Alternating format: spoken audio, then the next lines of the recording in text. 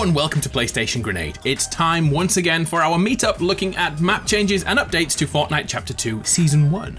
And this week, we are bringing back the story theories many of you have asked for. We have a bunch to get through, so sit back for 10 minutes, slap code ADAMARU in the store, and let's go through the latest update. The biggest news this week is something mind-blowing. Get your eyes around this. You can now hide in portaloos, portable toilets. Forgive me if this has always been here, I can't say I've ever tried to jump in a toilet until this week. I remember trying this in Season X, but it wasn't possible, so now it is. It's beautiful, and this will be your meme tactic for the week, to ambush someone from the Plastic Palace. Why does it look so much better when it's a stormtrooper? Okay, so I'm sure you've noticed the animation is absolutely dreadful, especially when it's in replay theatre. It's sort of nightmare fuel, isn't it? I'm sure they'll fix that. It's not that bad in-game when you're playing, I promise. And come to think of it, Mr. Stormtrooper, I think you're using that toilet incorrectly. There's no one here. We don't need to see his identification.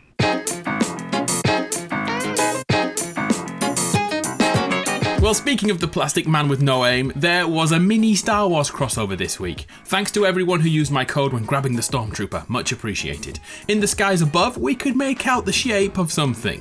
It was a Star Destroyer. It's only a small touch, I know, but don't you think things like this make this game really special? And in homage to Star Wars, I'll be wearing this skin all video. And one thing we must do immediately is test if our aim has improved since becoming a Stormtrooper. Let's do this.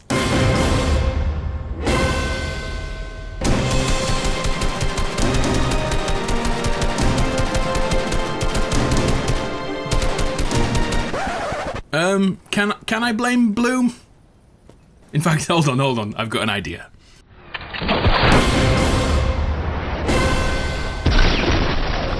%800% accuracy there. Stormtrooper for life. You crazy mother... Whilst looking around the island this week, I've seen many areas of random snowfall. I know this already exists in the snowy biomes, but I also saw this at Sweaty Sands and even Risky Reels. Maybe it's a glitch in the Matrix, or maybe Christmas is on the way and we all love three hoes. Sorry, I misread that. Christmas is on the way. Ho ho ho. Phew, sorry YouTube.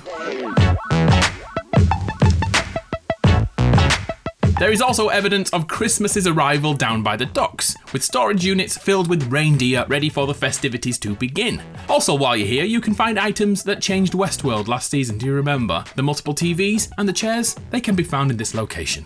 And this all could link to the happenings over at Retail Row. The Halloween decorations have finally left, and the shop is now ready for new tenants to sign their contract. So I'm expecting a Christmas store here. And if we look outside in the car park, it's been cordoned off. There's a fence now around it. And last time this happened, it became a Christmas tree here. So maybe another Christmas tree? Or what about some sort of Santa's grotto? Time will tell.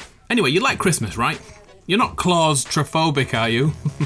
I like Crimbo. I get all sentimental. It doesn't work, that one, does it? Do you get what I was trying? It doesn't matter. I'll leave the Christmas puns until next month, and it's no joke. Another phenomenon happened this week. At Risky Reels, the screen came alive. I couldn't wait to see it. I jumped right in. I had to see this with my own eyes, and this was my view. Do you remember the unvaulting event? No, neither do I, because it never actually happened for me. So I'm scared to death.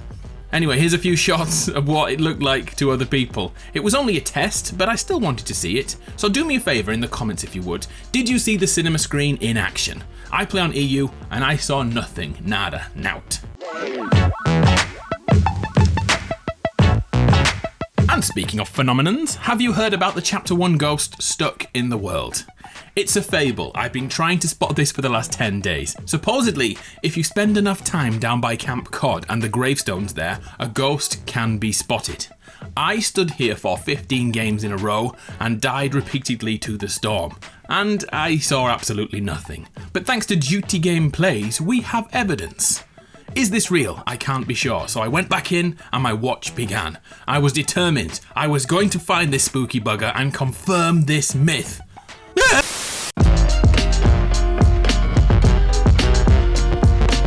So the locker received an update. We can now search by keyword. So what did we all do instantly? Write the 7 in the search bar, and this is what happened. Are these really 4 of the 7 that formed the black hole? Well, maybe, yeah, they could be, but actually we just really searched up the word "the." So maybe don't take this as a big deal. Well, not yet anyway. But speaking of the 7, I should include them in today's story theory, don't you think? Other pieces of news this week, we now have patch notes again, huzzah.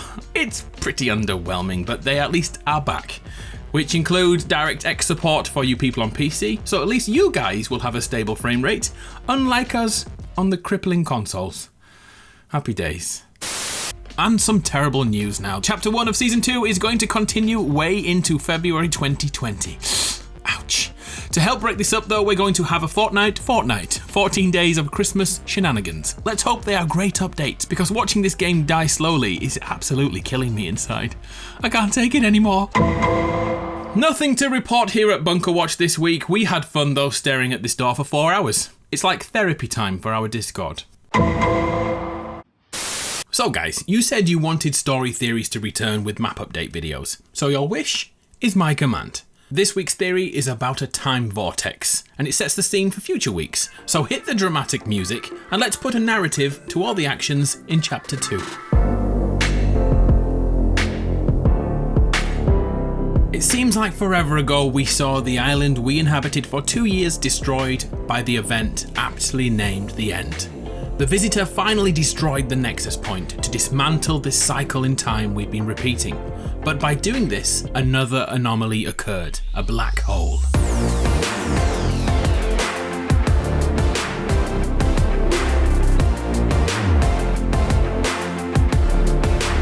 Without warning, we were sucked through time and space and into the abyss.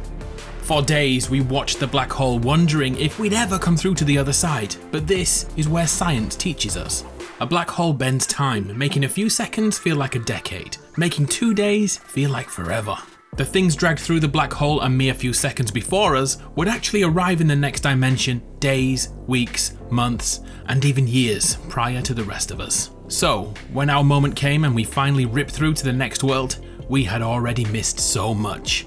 We missed out on the island being built, the civilization growing. Many small things too, like the food fight mascots. They landed before our arrival and sat dormant, rotting away, decomposing. The cube we called Kevin looks to have become a nuclear power plant overnight, when in reality it had been here for years before us. How did all the Chapter 1 memorabilia get here? In reality, someone has been collecting this for months and months. We just weren't here to see it. And when we finally arrived, the world was already complete.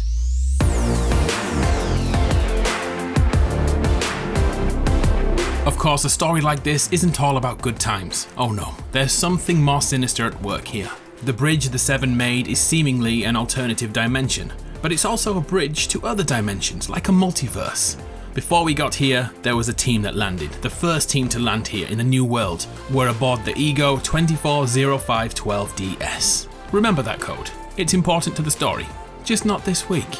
The survivors are from another island, just like our own, but their reality branched from ours. When we left air travel behind to build mechs, in their world, they made planes big enough to carry entire squads, but nothing prepared the Ego team for the black hole, forcing them to crash land here. As the first settlers here, they had much to do, breaking out of their ruins and building a new future for their passengers, first setting up a makeshift camp. As the weeks went by, the Egos expanded, utilizing their knowledge of slurp technology to build super soldiers and harnessing Kevin the Cube to create energy sources. But this was their undoing. We already know about the dark matter the Cube is possessed by, an evil spirit which creates negative versions of anyone who makes contact with it.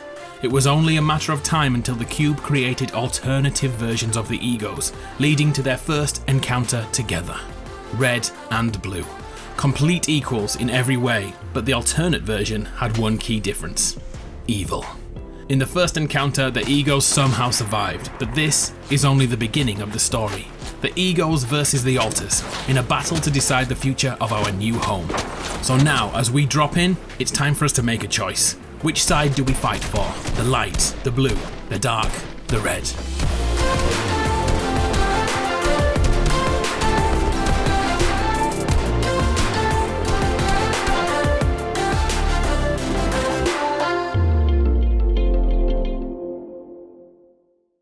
Thank you very much for your time. As always, here is the Legends roll call. Thank you if you've used my code. I really appreciate it. Like always, I'm so far behind on my DMs, but I will get to you. You have my word. Thanks for your time. It's been a pleasure. I'm Adam from PlayStation Grenade. See you soon.